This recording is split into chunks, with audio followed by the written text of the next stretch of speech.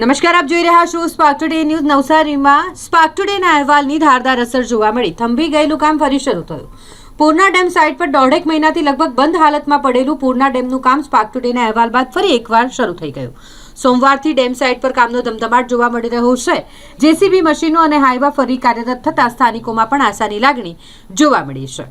નવસારી શહેરને અડીને આવેલી પૂર્ણા નદી પર 2023-24માં એક ટાઇટલ ડેમનું ખાતમુહૂર્ત માનનીય મુખ્યમંત્રી ભૂપેન્દ્ર પટેલ અને સાંસદ સી.આર. પાટીલના હસ્તે કરવામાં આવ્યું હતું.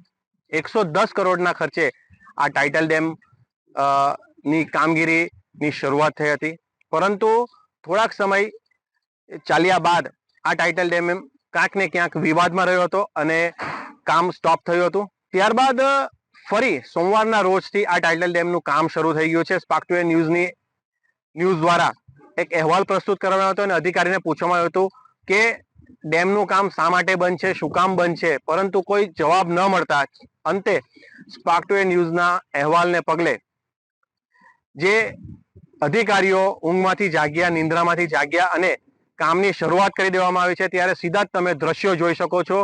જે હાલ જે કામ છે ટાઇટલ ડેમનું તેને વેગ પકડ્યો છે તેવા સીધા જ દ્રશ્યો જોઈ રહ્યા છો.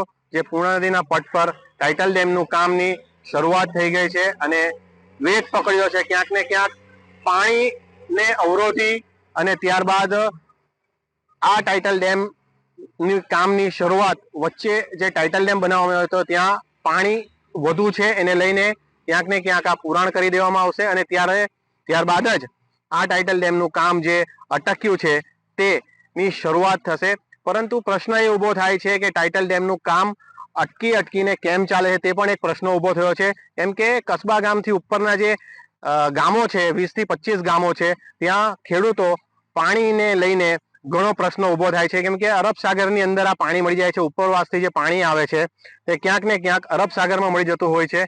ત્યારે સીધા જ અમે તમને દ્રશ્યો બતાવી રહ્યા છીએ કે કામે વેગ પકડ્યું છે અને કામની શરૂઆત થઈ ચૂકી છે.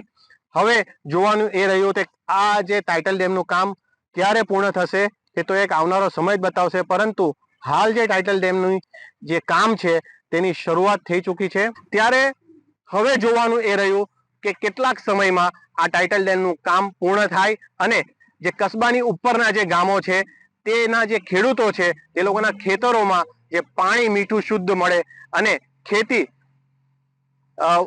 સારી એવી ઉત્પાદનમાં સારો એવો લાભ લઈ શકે અને જે એમના બોરો છે તે પણ હવે મીઠા બનશે તેવી ખેડૂતોમાં આશા સેવી રહ્યા છે. હવે જોવાનું એ રહ્યું કે આ જે પૂર્ણા નદીના પટ પર જે ટાઇટલ ડેમનું કામ એ વેગ પકડ્યું છે અને ક્યારે પૂર્ણ થશે તે તો એક આવનારો સમય જ બતાવશે. Minesh Tailor, Spark Today News, Navsari.